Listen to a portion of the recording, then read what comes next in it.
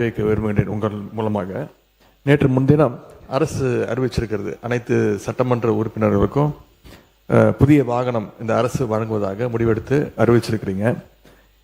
எங்களுடைய திராவிட முன்னேற்ற கழகத்துடைய நிலைமை இந்த அரசுல சபையில நான் பதிய வைக்க விரும்புகின்றேன்.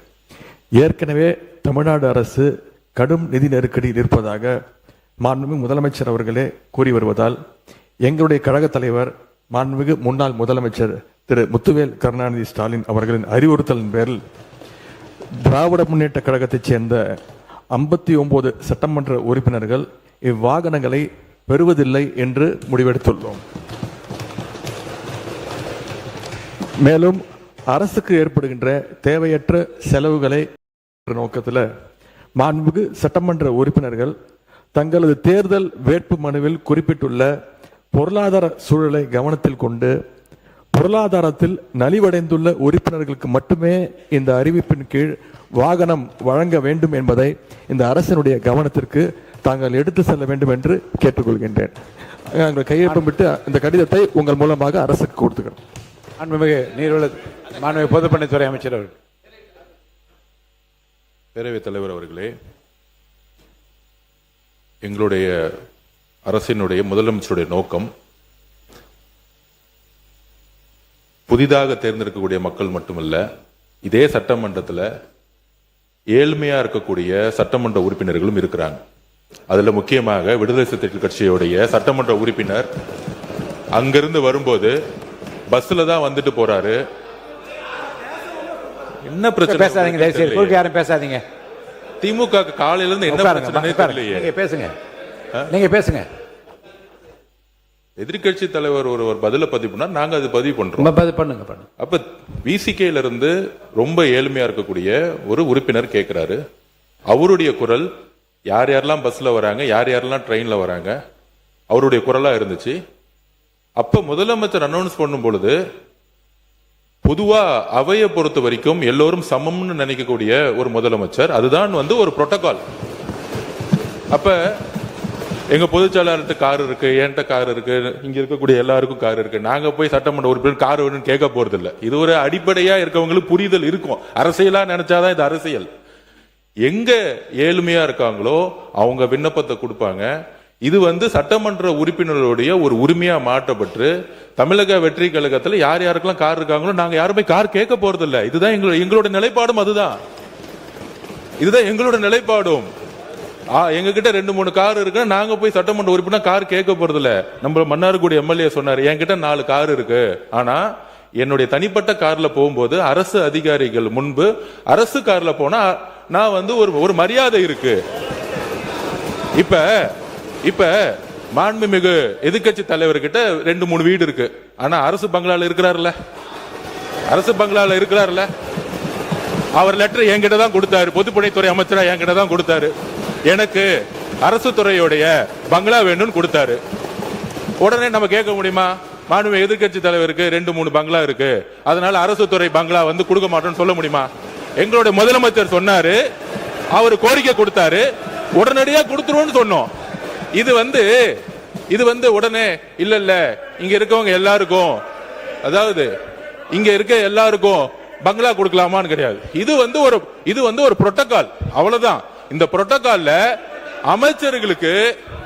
அமைச்சர்களுக்கு கார் கொடுக்கப்படுது, வீடு கொடுக்கப்படுது, 4 உதவியாளர் கொடுக்கப்படுறாங்க. அப்ப சட்டமன்ற உதவியாளர் கிடையாது, சட்டமன்ற வீடு கிடையாது. சட்டமன்ற உறுப்பினர்களுக்கு நீங்க உங்களுடைய தேர்தல் பத்திரத்தில் கார் இல்லைன்னு சொல்லலாம், வீடு இல்லைன்னு சொல்லலாம், 10,000 ரூபாய் பணம் இருக்குன்னு சொல்லலாம். ஆனா எங்க கிட்ட பல்வேறு சட்டமன்ற உறுப்பினர்கிட்ட எங்க கட்சியில சொந்த வீடு இல்லாதவங்க இருக்காங்க, கார் இல்லாம இருக்காங்க. அது மாதிரி மற்ற கட்சிகளையும், தாவேகா மட்டும் இல்ல, எல்லா கட்சியும் கம்யூனிஸ்ட் தோழர்கள் அங்கிருந்து வராங்க. அந்த மாரிமுத்து அண்ணன் கிட்ட கார் கிடையாது. இதுதான் கம்யூனிஸ்ட் தோழர்களுடைய நிலைப்பாடு. அப்ப ஒரு அறிவு பெறும் பொழுது இந்த கட்சியோட சட்டமன்ற உறுப்பினர், இந்த கட்சியோடைய உறுப்பினர்களுக்கு அறிவிப்பு வராது. முதலமைச்சர் பொதுவா எல்லோருக்கும் ஒரு அறிவிப்பை கொடுக்கிறாரு. அதுல தமிழக வெற்றி கழகத்தோட நிலைப்பாடு, ஏற்கனவே கார் இருக்கவங்க அப்ளை பண்ண மாட்டாங்க, இதுதான் நிலைப்பாடு. இது எல்லா கட்சியோட நிலைப்பாடு அப்படிதான். ஆனா அறிவிப்பு தனி செயலாளர் அறிவிப்பு ஒரு சட்டமன்ற உறுப்பினர் 3 லட்சம் மக்களை போய் பார்க்க வேண்டிய நிர்பந்தம் இருக்கு. அவரோட தொகுதிக்கு போக வேண்டிய நிர்பந்தம் இருக்கு. ஊர்ல இருந்து வர வேண்டிய நிர்பந்தம் இருக்கு. அதனால இது ஒரு உரிமையா பண்ணிருக்காரு தவிர இதுல ஆடம்பரம் காருங்கிறது ஆடம்பரம் கிடையாது. மக்களை சந்திக்கக்கூடிய ஒரு தேவை. ஊழல் இல்லாத சட்டமன்ற உறுப்பினர்களுக்கு கார் இன்னைக்கு தேவையான மக்களை பார்க்க போனோம். அதுதான் நாங்க பதிவு பண்றோம். மாண்புமிகு யார் பேச 2 பேர். மாண்புமிகு உறுப்பினர் முன்னாள் அமைச்சர் KN நேரு அவர்கள். பேரவைத் தலைவர் அவர்களே, மாண்புமிகு எதிர்க்கட்சி தலைவர் அமைச்சர் அந்தஸ்தில் இருக்கிறார். அவருக்கு அது அவருடைய உரிமை, அரசாங்கம் தருகிறது. எனவே அந்த வீடு கொஞ்சம் உட்காருங்க உட்காருங்க உட்காருங்க. எனவே அவர் அந்த அரசாங்க வீட்டில் இருந்து பணியை கவனிக்க வேண்டும் என்பதற்காக அந்த வீட்டை கேட்டு வாங்கியிருக்கிறார். ஆனால் நான் கொஞ்சம் இருங்க, பேசி முடிக்கட்டும். பேசுறேன், நான் சொல்றேன், நான் சொல்றேன். நீங்க பேசுங்க. இப்ப நாங்க கார் வேணான்னு தானே சொல்றோம். உங்கள்கிட்ட வேணும் நான் கேட்கிறேன். கார் வேணான்னு சொல்றேன். அவர் சொல்றாரு 2-3 கார் வச்சிருக்கான், இங்க கூட அந்த நிலையில் தான் இருக்கு அப்படிலாம் சொல்றாரு. நான் கார் வேணாம், ஏற்கனவே அரசாங்கம் செலவு வைக்குது, கார் வேணான்னு சொல்றேன். அவர் உடனே முதல்ல ஏற்கனவே இருக்கிற தேர்தல் பணியில் இருந்தது 10,000 தான் இருக்கு, கார் இல்லைன்னு சொன்னா நீங்க தப்பு தானே. நாங்க சொன்னா கேஸ் போடுங்களேன், போடுங்களேன் கேஸ. ஏங்க உண்மைதானே சொல்றேன். உண்மை தேர்தல் நிற்கும் போது கொடுக்குற அவிடவிட்ல என்ன இருக்காதான் அதை கொடுக்க முடியும். எனவே எதை எடுத்தாலும் ஒரு குதர்க்கமாக பேசினா எப்படி சரியா இருக்கும்? அவரு நீங்க வீட்டில் வந்து காரு வேணான்னு தானே சொல்றோம், உங்களுக்கு செலவு கம்மி பண்ணுன்னு தானே சொல்றோம். அதுக்காக ஒருத்தர் நீங்க வந்து 4 வீடு வச்சிருக்க 3 வீடு வச்சிருக்கேன்னா தெரியுமா? அமைச்சருக்கு தெரியுமா என்பது தெரியல. அமைச்சர் இப்ப சொந்த வீட்டில் இருக்கிறார், ஆனா அந்த அரசாங்கம் அந்த வீட்டுக்கு வாடகை கொடுக்குது. அது தெரியுமா அவருக்கு? அமைச்சருக்கு வீடு சொந்த வீட்டில் இருந்தா கூட அதுக்கு வாடகை கொடுக்குறாங்க. அதை ஒண்ணு வேணான்னு எழுதி கொடுங்க. மாண்புமிகு பொதுப்பணித்துறை அமைச்சர். மாண்புமிகு பேரவைத் தலைவர்களே, இததான் நாங்க சொல்றோம். அவர் பேசி முடிக்கட்டும். இதுதான் நாங்க சொல்றோம். எதிர்க்கட்சி தலைவர் சொல்லும் பொழுது அவர் சொல்லக்கூடிய வார்த்தைகள் அரசியல் ரீதியா மாத்துற மாதிரி வார்த்தைகள் இருக்கு. அதாவது நான் பேசி முடிச்சிடலாம். அவரு அரசினுடைய நிதி சுமையை கருதி அப்படிங்கிற மாதிரி வார்த்தைகள் சொல்லும் பொழுது அது ஏதோ நாங்க ஏதோ அரசினுடைய நிதி சுமை எங்களுக்கு தெரியாத மாதிரியும், இதை வந்து ஏதோ ஒரு வசதி வாய்ப்புக்காக செஞ்சு கொடுக்கிற மாதிரியும், இது ஒரு ஆடம்பரம் மாதிரியும் சில வார்த்தைகள் வருது. அதுதான் நாங்க பதிவு பண்றோம். அமைச்சர்களுக்கு எந்த உரிமை இருக்கிறதோ, ஒரு அமைச்சருக்கு வந்து ஒரு காரும் 4 தனிச் செயலர்களும் ஒரு பங்களாவும் ஒரு உரிமை இருக்கிறோம். அதை நாங்க வந்து எதுவுமே தவறுன்னு சொல்லல. அந்த இடத்துல தான் மக்களை சந்திக்க முடியும். தனிப்பட்ட வீடோட ஒரு பங்களா கொடுக்கிறது மக்கள் ஒரு நாளைக்கு 500 பேர் 1000 பேர் வரும்போது நம்ம மக்களை சந்திக்கிறோம். அதே மாதிரி சட்டமன்ற உறுப்பினர்களுக்கும் கடமையும் பொறுப்பும் இருக்கிறது. அதுக்குதான் நாங்க பதிவு பண்றோம். இது ஆடம்பரம் அல்ல, இது அவங்களுடைய வேதனை. அதுதான் நான் சொல்ல வரோம். அதாவது நம்மளுடைய என்ன சொல்றது, தேர்தல் இதுல வந்து 10,000 ரூபாய் இருக்குன்னு சொல்லிட்டு ரேஞ்ச் ரோவர் கார்ல போகக்கூடிய அமைச்சர்கள் இங்க கிடையாது. எங்களுடைய தேர்தல் அறிக்கையில எங்களுடைய நாமினேஷன்ல என்ன இருக்கோ, நாமினேஷன் என்ன இருக்கோ அதுதான் நாங்க வந்து பதிவு பண்றோம். நாங்க ஆக்சுவலா சில வார்த்தைகளை வந்து என்னன்னு தெரியல. இன்னைக்கு எதிர்க்கட்சி தலைவர் காலையில இருந்து வந்து ஆளுங்கட்சியை வந்து உங்களுக்கு கூடிய வார்த்தைகளாவே பேசிட்டு மானிய கோரிக்கைப்படி அந்த வார்த்தை அவைக்குள் நீக்கப்படுகிறது. உறுப்பினர் டி ராமச்சந்திரன் பேசுங்க. அவங்க கருத்து சொல்லுங்க. இல்ல கம்யூனிஸ்ட் கட்சி சார் அவங்க சொல்லுங்க, உங்க கருத்து சொல்லுங்க. மாண்புமிகு பேரவைத் தலைவர்களே, சொல்ல வைக்கிறேன். சொல்ல வைக்கிறேன். பேசி முடிக்கிட்டு சொல்ல. மாண்புமிகு பேரவைத் தலைவர்களே, சுருக்கமா சொல்லுங்க. சில சட்டமன்ற உறுப்பினர்கள் கார் வேண்டும் என்று முதலமைச்சர் கோரிக்கை வச்சாங்க. ஆமா, முதலமைச்சர் அறிவிச்சிருக்காங்க. ஆமா. ஆகவே இல்லாதவங்க கொடுக்க வேணும்னு சொல்ல, எங்களை பொறுத்தவரை கார் தேவையில்லை என்பது எங்களுடைய நிலைப்பாடு என்பதை தெரிவித்துக் மாண்புமிகு உறுப்பினர் கணேஷ்குமார், முனைவர் கணேஷ்குமார் அவங்க சொல்லிட்டேன். மாண்புமிகு பேரவைத் தலைவர் அவர்களே, ஒரு சட்டமன்ற உறுப்பினருக்கு மக்கள் பணி செய்வது என்பது மிக அவசியமான ஒன்றுதான். அவர்களுக்கு கார் என்பது ரொம்ப முக்கியமான விஷயம். ஏன்னா கார் வந்து அனைத்து கிராமங்களுக்கும் சென்றடைவதற்கும், இப்ப என்னுடைய தொகுதியெல்லாம் எடுத்துட்டீங்கன்னா 330 ஊராட்சிகள் கிட்ட இருக்கு. அதெல்லாம் போய் பார்க்கணும்னா பொருளாதாரத்தில் பின்தங்கிய சட்டமன்ற உறுப்பினர்களுக்கு கார் என்பது ரொம்ப அவசியம் தான். இப்ப என்கிட்ட கார் இருக்கு. இப்ப எனக்கு எல்லாம் கேட்டீங்கன்னா கார் தேவையில்லை. அப்ப எங்களுடைய விருப்பத்தையும் கேட்டு இப்ப எங்க கட்சியிலே 2 பேருக்கு வந்து உண்மையிலேயே பொருளாதாரத்தில் பின்தங்கியவர்கள் இருக்கிறாங்க. மற்ற கட்சி உறுப்பினர்கள் நான் போன வாட்டி அங்க கேட்ட போது கூட 2ஆம் முறை சட்டமன்ற உறுப்பினராக இருப்பவர்கள் கூட பொருளாதாரத்தில் பின்தங்கியவர்கள் இருக்கிறாங்க. அப்ப பொருளாதாரத்தில் பின்தங்கி இருப்பவர்களுக்கு யாருக்கு உண்மையிலேயே கார் தேவையோ அவர்களுக்கு வழங்கலாம் என்பதுதான் எங்களுடைய கருத்து. அந்த நிலைப்பாடு அதை நீங்க சொல்லுங்க. மாண்பு எதிர்க்கட்சி தலைவர் அவர்கள்.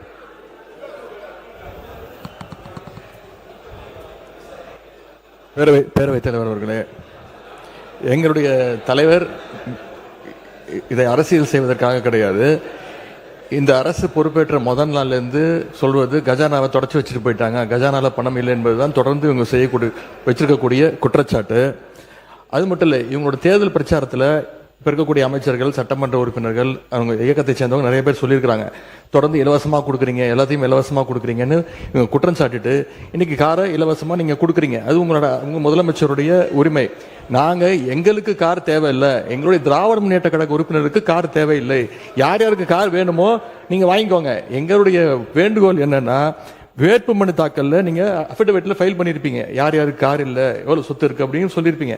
அதுக்கு தகுந்த மாதிரி அவங்களுடைய வசதி வாய்ப்புக்கு ஏற்ற மாதிரி கார் வாங்கி கொடுங்க என்பதுதான் எங்களுடைய சஜஷன். மாண்பு சிறுபான்மைத்துறை அமைச்சர் விடுங்க, அவங்களுக்கு கொஞ்சம் விடுங்க, கொஞ்சம் சிறுபான்மையை கொஞ்சம் விடுங்க. மாண்பு சிறுபான்மைத்துறை அமைச்சர். இந்த சட்டமன்ற உறுப்பினர்களுக்கு இந்த கார் தேவைங்கிறது ஒரு சர்ச்சையாக பேசப்படுகிறது. பல ஆண்டுகளுக்கு முன்பே மாண்புமிகு முன்னாள் முதலமைச்சர் டாக்டர் கலைஞர் கருணாநிதி அவர்களால் 300க்கும் அதிகமான யூனியன் சேர்மன்களுக்கு அரசு சார்பில் வாகனம் வழங்கப்பட்டுச்சு. இது ஒன்றும் புதுசு இல்லை. அப்போல்லாம் நிதி நிலைமை அப்பவும் இப்படிதான் இருந்தது. அப்பெல்லாம் கேள்வி கேட்காம இப்போ ஒரு சட்டமன்ற உறுப்பினர்களுக்கு கிடைக்கிறது கேள்வி ஆக்கிறது சரியானதா பண்ணுவோம். உறுப்பினர் ஏவா வேலு அவர்கள். மாண்புமிகு பேரவைத் தலைவர்களே, அன்னைக்கு அனௌன்ஸ்மெண்ட் என்னன்னா அனைத்து சட்டமன்ற உறுப்பினர் தான் அனௌன்ஸ்மெண்ட். நல்லா புரிஞ்சுங்க. ஆமா, நாங்க சொல்றோம் அனைத்து சட்டமன்ற உறுப்பினர் சொன்னா எல்லாம் சேர்த்து தான் சொல்லிருக்கீங்க. ஆமா, எங்க கட்சி தலைவர் சொல்றாரு ஏற்கனவே வந்து அரசாங்கம் கடன் பட்டு இருக்கிறது, விவசாயிக்கு முழுமையாக தள்ளுபடி செய்யல, இப்படிப்பட்ட நிலையில நமக்கு கார் வேணாம் அப்படின்னு எங்களை அறிவுரை சொல்றாரு. அதனால திமுக சார்பா இருக்கிற 59 உறுப்பினர் தான் நாங்க எங்களுக்கு வேணான்னு சொல்ற மொழிய அந்த பத்திர வேணாம் நீங்க வாங்காத அப்படின்னு நாங்க சொன்னோம். எங்களோட துணைத்தலைவர் அதான் சொன்னார். அதை புரிஞ்சிக்காம அரசியல் பண்றீங்க இதுல என்ன அரசியல் இருக்குது? ஒண்ணு. ரெண்டாவது, இப்ப 59 சட்டமன்ற உறுப்பினர் வந்திருக்கிறோம், எல்லாருக்கும் வீடு கொடுத்திருக்கிறாங்க, கொடுக்க முடியாது. அரசாங்கத்துக்கு எப்பொழுதும் எதிர்க்கட்சி தலைவர் அந்தஸ்து இருக்கிற பொழுது அவர்கள் அமைச்சருக்கு இணையானவர்கள் என்று அமைச்சருக்கு என்னென்ன வசதியோ அந்த வசதி தராங்க. இது அரசாங்கம் போட்டிருக்கிறது. நீ நானும் பார்த்துல அது புரோட்டோகால். அது அந்த புரோட்டோகால் அப்புறம் அரசாங்கம் தான் நீங்க கொடுத்துருக்கீங்க. அப்புறம் அரசாங்கமே கொடுத்துட்டால் குறை சொன்னா என்ன அர்த்தம்? அதுவும் தவறு. அதனால புரிஞ்சுன்னு பேசுங்க. ரெண்டாவது, நாங்க எங்களை பொறுத்த அளவுக்கு நீங்க கஞ்சாடை காட்டினாலே காட்டினாவே நாங்க ஒத்துழைக்கிறோம். ஆனா சட்டமன்றம் பெரும்பான்மையாக பிரச்சனைக்கு யாரு ஆளாகிறாங்க? அந்த பகுதியில் இருக்கிறதா பிரச்சனை எழுப்பி உங்களுக்கு ஒத்துழைக்கல. இல்ல மாண்பு உறுப்பினர், இல்ல எல்லாருடைய ஒத்துழைப்பும் சிறப்பாக இருக்கிறது. திருப்பி முடிச்சிடலாமே இதை. இல்ல சொல்லிட்டாங்களே, இல்ல உங்களுடைய இல்ல உங்கள் நிலைப்பாட்டை தெளிவா சொல்லிட்டீங்களே, பேசுங்க. மாண்புமிகு பேரவைத் தலைவர் அவர்களே, சிறுபான்மைத்துறை அமைச்சர் அவர்கள் சொன்னார் சேர்மன்கெல்லாம் தலைவர் கலைஞர் கார் கொடுத்தார். சட்டமன்ற உறுப்பினருடைய பணி வேறு, உள்ளாட்சி பிரதிநிதிகள் உள்ளாட்சியிலே தலைவராக இருக்கிறவருடைய பணி வேறு. அவங்க நேரடியா ஒவ்வொரு இடத்துக்கும் சென்று பார்க்க வேண்டும். கொஞ்சம் தயவு செய்து சொல்றாங்க, கொஞ்சம் கேளு தம்பி. உள்ளாட்சித்துறை அமைச்சர் கொஞ்சம் இருங்க. உள்ளாட்சி காரு எங்களுக்கு வேணான்னு சொன்னதுக்கே இவ்வளவு கோவப்படுறீங்க. கொடுத்தேன்னு சொல்றாரு. ஒரு உள்ளாட்சி துறையில சேர்மனா இருக்கிறவரு, 30 பஞ்சாயத்தை பாக்குறவரு, 30 பஞ்சாயத்தை நிர்வாகத்தை பாக்குறவரு. சார், செக் பவர் உங்களுக்கு இருக்கா? சட்டமன்ற உறுப்பினர் செக் பவர் இருக்கா? உள்ளாட்சி பிரதிநிதி தலைவருக்கு செக் பவர் உண்டு. எனவே நீங்க வந்து உள்ளாட்சி தலைவர் கொடுக்குறோம். மாண்புமிகு பேரவைத் தலைவர் அவர்களே, மாண்புமிகு பேரவைத் தலைவர் அவர்களே, அண்ணா ஒரு நிமிஷம் மாண்புமிகு பேரவைத் தலைவர்களே, மாண்புமிகு மூத்த உறுப்பினர் கேட்டாரு சட்டமன்ற உறுப்பினர் செக் பவர் இருக்கான்னு அப்படின்னு. செக் பவர் இல்ல, ஒத்துக்கிறோம்.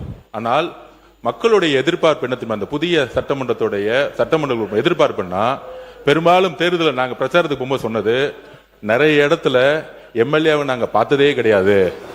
எம்எல்ஏ வந்து ஓட்டு கேட்கும் போது வந்தாரு, அதுக்கப்புறம் வரவே இல்லை.